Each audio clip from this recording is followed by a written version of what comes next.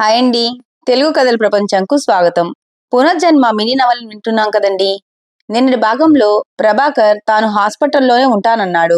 దాంతో ప్రిన్సిపాల్ వార్డెన్లు ప్రభాకర్కి ధైర్యం చెప్పి వెళ్ళిపోతారు. ఇంక తర్వాత కథ ఏమవుతుందో ఇవాళ వినేద్దాం. 10 నిమిషాల్లో సుదర్శన్ ఫోన్ మోగింది. ఎలా ఉంది నీలిమ గారికి అని అడిగింది సుమతి. సుదర్శన్ విషయం చెప్పాడు. ఆమె 4 మెతుకులు లోపలికి వేసుకోకపోతే ఎలా? పేషెంట్ని బాగా చూసుకోవాలి అంటే అటెండెంట్స్ కూడా పేషెంట్స్ అయిపోకూడదు. ఇంటికి వచ్చి భోజనం చేసి వెళ్ళండి. పిల్లలు కూడా రెస్ట్లెస్ అవుతున్నారు అంది. సుదర్శన్ ప్రభాకర్తో ఇంటికి వెళ్ళి అన్నం తిని వద్దాం. ఇక్కడే కూర్చుంటే నీ శరీరము మనస్సు స్వాధీనం తప్పుతాయి అన్నాడు. ప్రభాకర్ కదల్లేదు. తనక్కడి నుంచి వెళ్ళిపోతే నీలిమను ఎవరూ కాపాడరు అన్నంత భయంగా కూర్చున్నాడతను. సుదర్శన్కి ఏం చేయాలో తెలియలేదు. ప్రభాకర్ని వదిలి వెళ్ళలేడు. అలాగని అతనికి తిండి తిప్పలు అమర్చకుండా ఉండలేడు. 2 నిమిషాలు ఆలోచించి దగ్గరలో ఉన్న నర్సింగ్ స్టేషన్కి వెళ్ళి తాను ఇంటికి వెళ్ళి అన్నం తిని వస్తానని ప్రభాకర్ని జాగ్రత్తగా ఓ కన్నేసి చూస్తూ ఉండమని చెప్పి ఇంటికి బయలుదేరాడు. కాలేజీ హాస్టల్ అంతా కలకలంగా ఉంది.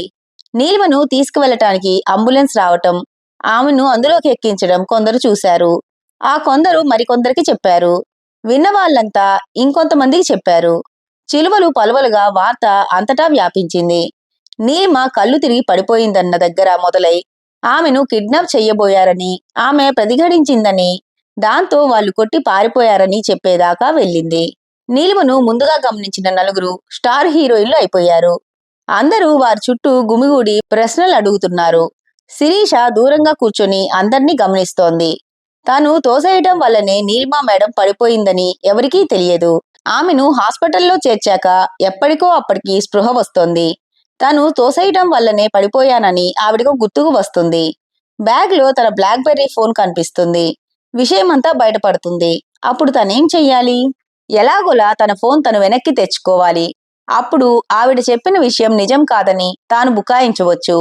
నేల మీద పడి ఉన్నప్పుడు రాయి తగిలిన కారణంగా ఆవిడకు జ్ఞాపకశక్తి పోయిందని వాదించవచ్చు. జ్ఞాపకశక్తి పోయి ఆవిడ ఈ విషయాన్ని నిజంగా మర్చిపోతే మరీ మంచిది. సినిమాల్లో హీరోలకి హీరోయిన్లకి జ్ఞాపకశక్తి పోయి అందర్నీ మర్చిపోతారు. కొంతకాలం తర్వాత జ్ఞాపకశక్తి తిరిగి వస్తుంది. నీలిమ మేడంకి అలా ఎప్పటికో జ్ఞాపకశక్తి తిరిగి వచ్చినా తనకు నష్టం లేదు. అప్పటికి తన చదువైపోతుంది. నిఖిల్తో పెళ్ళైపోతుంది. ఏ అమెరికాలోనో ఆస్ట్రేలియాలోనో సెటిల్ అయిపోవచ్చు. శిరీష నిట్టూర్చింది. తను కోరుకున్నట్లుగా జ్ఞాపకశక్తి పోతుందా ఏమిటి? తనను తానే కాపాడుకోవాలి. ఎలాగోలా తన ఫోన్ని వెనక్కి తెచ్చుకోవాలి. ఆవిడ హాస్పిటల్లో ఉండగానే ఆ పని అయిపోవాలి. ఎలా ఎలా అనుకుంది. ఏం శిరీష, ఏమిటి ఆలోచిస్తున్నావు? అందరం నీలిమ మేడం గురించి మాట్లాడుకుంటూ ఉంటే ఒక్కరితివి కూర్చున్నావు. ఇప్పుడు కూడా నిఖిల్ గురించేనా నీ ఆలోచనలు? మిగతా వారిని పట్టించుకో అంటూ ఫ్రెండ్ ఒక ఆమె దగ్గరకు వచ్చింది. ఛా, అలాంటిదేమీ లేదు. నేను మేడం గురించి ఆలోచిస్తున్నా. ఓసారి హాస్పిటల్కి వెళ్ళి చూసి వద్దామో అనిపిస్తుంది. వార్డెన్ దగ్గర పర్మిషన్ తీసుకోవాలి కదా. బహుశా రేపో ఎల్లుండో వెళ్ళటానికి అందరూ ప్లాన్ చేస్తారనుకుంటాను. అందరినీ ఒక్కసారిగా పంపించరు. హాస్పిటల్ వాళ్ళు రానివ్వరు. ఆ మాట నిజమే. అందరికన్నా ముందుగా నేనే వెళ్ళాలనిపిస్తోంది. మా డాడీ దగ్గర నుంచి మెయిల్ వస్తే నాకు స్పెషల్ పర్మిషన్ ఇస్తారేమో అంది శిరీష. ఇస్తారేమో కానీ నీకింత ప్రత్యేకమైన ఆతృత ఎందుకు? ఆవిడేమీ నీ ఫేవరెట్ లెక్చరర్ కాదే.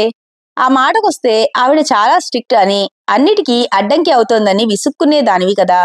ఇప్పుడు ఇంత అభిమానం ఎలా పుట్టుకొచ్చింది అంది. మనిషన్నాక మానవత్వం ఉండదా? శత్రువుకైనా కష్టకాలంలో మేలు చెయ్యాలి అంది శిరీష. శిరీషలో అంతకు ముందెన్నడూ చూడని శిరీష కోమలమైన మనస్సును, వాక్కును చూసి ఏమిటి వింత అన్నట్లు కళ్ళెగరేసింది ఫ్రెండ్.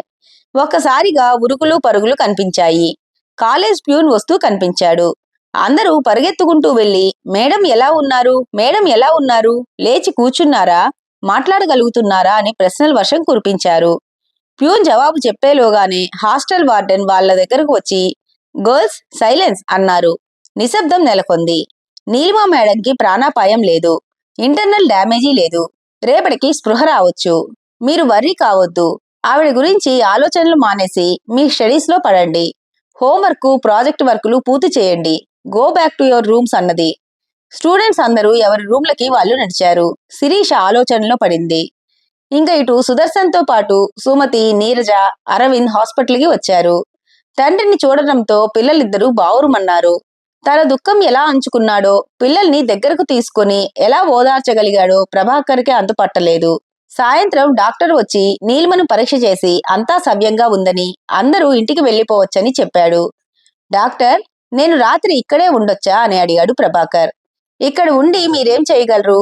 డ్యూటీ డాక్టర్లు ఉన్నారు, నర్సులు ఉన్నారు. ఎప్పుడు అవసరమైనా నేను అందుబాటులోనే ఉంటాను అన్నాడు. అవును అన్నయ్య గారు, ఇక్కడుండి ఏం చేయగలరు? ఇంటికి రండి, పొద్దుటి నుంచి ఎంగిలి పడలేదు. మీరిలా ఉంటే పిల్లలు ఇంకా భయపడిపోతారు. ప్లీజ్ రండి అంది. ప్రభాకర్, కొంచెం ధైర్యం తెచ్చుకో, ఇంటికి పద అన్నాడు. బలవంతంగా సుమతి, సుదర్శన్ ప్రభాకర్ని బయలుదేర తీశారు. పిల్లలిద్దరూ తల్లికి టాటా చెప్పినట్లుగా చేతులూపి బయలుదేరారు. సుదర్శన్ ఇంటికి వెళ్లేసరికి అతని తల్లి వంట చేసుకుని వీరి కోసం కాచుకొని ఉంది. పిల్లలిద్దరూ అన్నం తింటూనే నిద్రపోయారు. సుమతి ఆమె అత్తగారు ప్రభాకర్ చేత కొసరి కొసరి తినిపించారు. భోజనాలయ్యాక సుదర్శన్, మీ అత్తగారికి ఫోన్ చేస్తావా అన్నాడు. ఎందుకు? ప్రభాకర్ గొంతులో ఆదుర్ద. ఇప్పుడు ఎవరైనా రావాల్సిన అవసరం ఏముంది? తనకు తెలియనివ్వకుండా డాక్టర్ సుదర్శన్కి ఏమైనా దుర్వార్త చెప్పాడా అనుకున్నాడు. ఎందుకేమిటి? రేపటి నుంచి ఒక్కడివి ఎలా మేనేజ్ చేస్తావు? నాకు సెలవు పెడదామన్నా కుదురుతోందో లేదో. సుమతికి ఆఫీసులో ఇన్స్పెక్షన్ ఉంది. మా అమ్మ అన్నమైతే వండి పెట్టగలదు గాని స్కూళ్ళకి, హాస్పిటల్కి తిరగలేదు కదా. పిల్లలకి ఆవిడ దగ్గర అంత అలవాటు లేదు. నీలిమ గారి అమ్మ వస్తే పిల్లలకి సాయంగా ఉంటారు. నువ్వు హాస్పిటల్లో ఉండవచ్చు. మీ అమ్మగారికి ఇప్పటికే చాలా శ్రమ ఇచ్చాను. ఈ రాత్రి ఫోన్ చెయ్యడం ఎందుకు? రేపు ఉదయం చేస్తాను. 4-5 గంటల ప్రయాణమే కదా, మధ్యాహ్నంలోగా వచ్చేస్తారు. అత్తగారు, మామగారు ఇద్దరూ వస్తే బాగుంటుంది. నీలిమకు తండ్రి దగ్గర చనువు ఎక్కువ అన్నాడు. అలాగే చెయ్యి, అదే మంచి పని అన్నాడు సుదర్శన్. సరే, ఇంక ఇంటికెళ్తాను. ఆపదలో ఆదుకున్నావు. అసలైన మిత్రుడంటే నువ్వే అన్నాడు. సుదర్శన్ తల్లి, ఏమిటి, ఈ రాత్రి ఇంటికెళ్తావా? పిల్లలిద్దరూ నిద్రపోతున్నారు. ఇప్పుడు లేపి ఎలా తీసుకెళ్తావు? రేపు ఉదయం ఏం చేయాలో చూద్దాం. రాత్రికి ఇక్కడే పడుకోండి.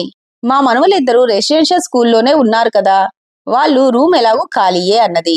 సుమతి, సుదర్శన్ కూడా చాలా బలవంతం చేశాక ప్రభాకర్ వాళ్ళింట్లోనే పడుకునేందుకు అంగీకరించాడు. కాని ఆ రాత్రి అతనికి అసలు నిద్ర పట్టలేదు. తెల్లవారుజామున నిద్ర పట్టపోతోంది అనుకునేసరికి పిల్లలిద్దరూ లేచి మమ్మీ అన్నారు. అమ్మ హాస్పిటల్లో విన్న విషయం పసిపిల్లలు నిద్రలో మర్చిపోయారు. ప్రభాకర్ వాళ్ళకి కావాల్సిన ఏర్పాట్లు చేయటంలో మునిగిపోయాడు. హాల్లో రింగ్ అవుతున్న సెల్ ఫోన్ సౌండ్ విన్న జానకీదేవి, ఎవరో చూడండి అంటూ వంటింట్లో నుంచి అరిచింది. ఫోన్ రింగ్ అవుతూనే ఉంది కాని ఎవరో తీసిన జాడలేదు. ఏమయ్యారీనా?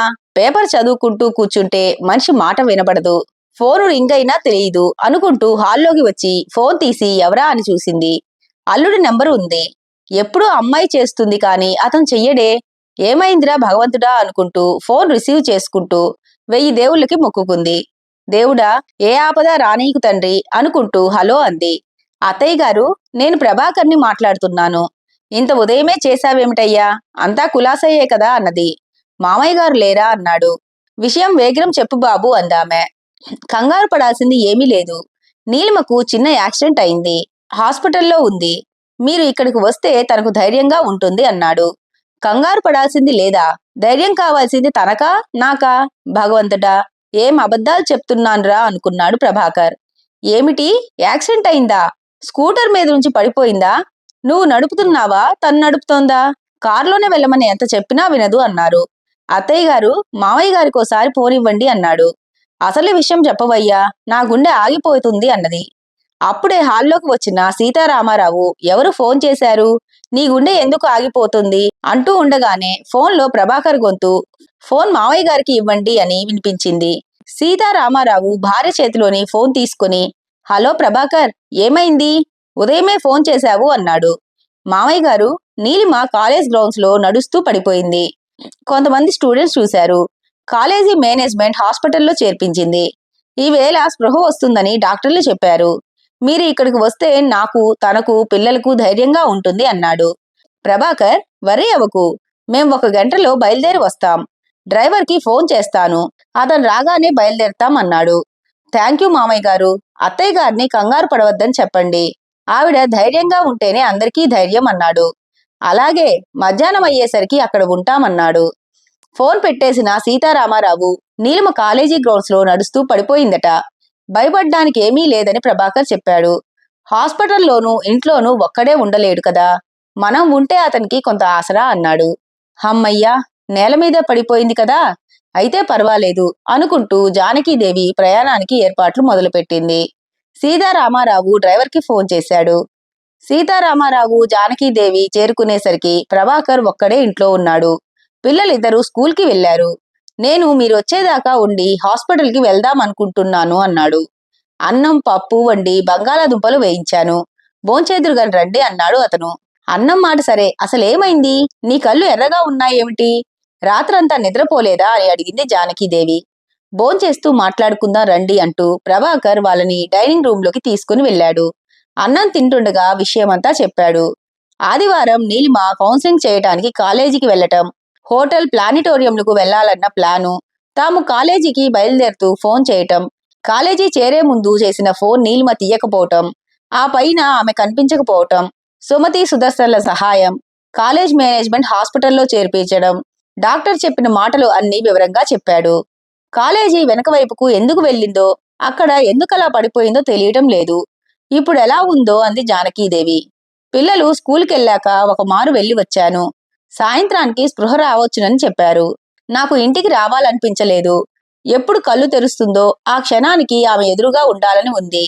ఎవరూ కనిపించకపోతే బెంగ పెట్టుకుంటుంది అన్నాడు. ఆ మాట నిజమే. ఈ క్షణమే అక్కడికి వెళ్లాలని నాకు అనిపిస్తోంది. ఓ పని చేద్దాం. నువ్వు రాత్రంతా నిద్రపోయినట్లు లేవు. కాసేపు నడుం వాచు బాబు. నేను అత్తయ్య వెళ్ళి నీలిమ దగ్గరుంటాం. పిల్లలొచ్చాక మీరు ముగ్గురూ రండి. అప్పటికి నీలిమకి స్పృహ వస్తుంది అన్నాడు. ప్రభాకర్ కొంత తటపటాయించాడు కాని జానకీదేవి సీతారామారావు అతన్ని బలవంత పెట్టి ఇంట్లో రెస్ట్ తీసుకునేలా చేశారు. ఆందోళన అలసట ఎక్కువైపోవడం వల్లనేమో ప్రభాకర్ పిల్లలు సాయంత్రం స్కూల్ నుంచి వచ్చేదాకా నిద్రపోయాడు. సాయంత్రం హాస్పిటల్కి వెళ్లిన ప్రభాకర్కి అత్తమామలు ఎదురయ్యారు. డాక్టర్ వచ్చే వేలైందట. నువ్వు వచ్చేలోగా ఆయన వచ్చేస్తారేమోనని కంగారు పడుతున్నాం. ఆరోగ్యం స్టేబుల్గా ఉందని డ్యూటీ డాక్టర్ చెప్పాడు. 10 నిమిషాల్లో పెద్ద డాక్టర్ వచ్చి నీలిమ ఉన్న ఐసీయూ వార్డులోకి వెళ్ళాడు. బయట ఆతృతతో నిల్చున్న వాళ్ళకి నీలిమ కళ్ళు తెరిచినట్లు, డాక్టర్తో మాట్లాడినట్లు కనిపించింది. నిజమేనా, లేక తమలోని ఆశ అలా కనిపించేలా చేసిందా? ఇంకోసారి చూసేసరికి నీలిమ కళ్ళు మూసుకొని ఉన్నాయి. తమకు కనిపించింది నిజం కాదా, భ్రమ? చెకప్ పూర్తయ్యాక డాక్టరు బయటకు వచ్చి ఏమీ భయం లేదు. ఆవిడ ఒకసారి కళ్ళు తెరిచారు. నా కేసి చూశారు. ఏమైంది, నేను ఎక్కడ ఉన్నాను, మీరెవరు అని అడిగారు. నేను జవాబిచ్చేలోగానే మళ్ళీ కళ్ళు మూసుకున్నారు. పూర్తిగా స్పృహ రావడానికి టైం పడుతుంది. రేపు ఉదయానికి చాలా మటుకు నార్మల్ అవుతారు. నన్ను చూడడం మాట్లాడటం చేశారంటే sense organs, motor nerves, sensory nerves అన్నీ పనిచేస్తున్నట్లే. నథింగ్ టు వర్రీ అన్నాడు డాక్టర్. ప్రభాకర్ సీతారామారావుల కళ్ళలో నీళ్లు నిలిచాయి. జానకీదేవి ఆనందమో ఆవేశమో ఆవేదనో తెలియక ఏడ్చేసినంత పని చేసింది. డాక్టరు ఇద్దరి భుజాలు తట్టి ఇతర పేషెంట్స్ ని చూడటానికి వెళ్లిపోయాడు. హాస్పిటల్ ఆవరణలో ఉన్న చిన్న గుడిలో దేవుడికి దండం పెట్టుకుని అందరూ బయటకు బయలుదేరారు. ఇంటికి చేరుకున్నాక సుదర్శన్ కి ఫోన్ చేసి నీలిమకు స్పృహ వచ్చిన సంగతి చెప్పాడు ప్రభాకర్. సుదర్శన్ హమ్మయ్యా అని హాయిగా నిట్టూర్చాడు. మర్నాడు ఉదయం ప్రభాకర్ కి అతని తండ్రి పరమేశ్వరమూర్తి ఫోన్ చేశాడు. ఏమిటి, ఆదివారం పిల్లల చేత స్కైప్ లో మాట్లాడిస్తావని ఎదురు చూశాం. అమ్మకి మనవలని చూడాలని, వాళ్లతో మాట్లాడాలని తహతహ నీకు తెలుసు కదా. వీకెండ్ లో ఎక్కడికైనా వెళ్లారా అని అడిగాడు. ప్రభాకర్ కి విషయం చెప్పక తప్పలేదు. అనవసరంగా తల్లిదండ్రులను కంగారు పెట్టడం ఎందుకు అన్నట్లుగా అతను ఫోన్ కూడా చెయ్యలేదు. తండ్రి ఫోన్ చేశాక నీలిమ యాక్సిడెంట్ సంగతి దాచడం మంచిది కాదు అనిపించింది. ఇలాంటివి ఎలాగోలా తెలుస్తాయి, తనే వివరంగా చెప్తే మంచిది అనుకున్నాడు. ఆదివారం నాడు నీలిమ కాలేజీకి వెళ్లటం నుంచి హాస్పిటల్లో ముందు రోజు స్పృహ రావటం దాకా అంతా చెప్పాడు. ఫోన్ ని స్పీకర్ మోడ్ లో ఉంచినట్లున్నారు. అతని తల్లి భవానీ కూడా మొత్తం విన్నట్లుంది. ఆమె వెంటనే నీలిమ పడిపోవడం ఏమిటి, ఎవరో తోసేసి ఉంటారు అంది. ప్రభాకర్ కి నవ్వొచ్చింది. తనలాగానే తల్లికి ఎక్కువ ఊహించడం అలవాటు.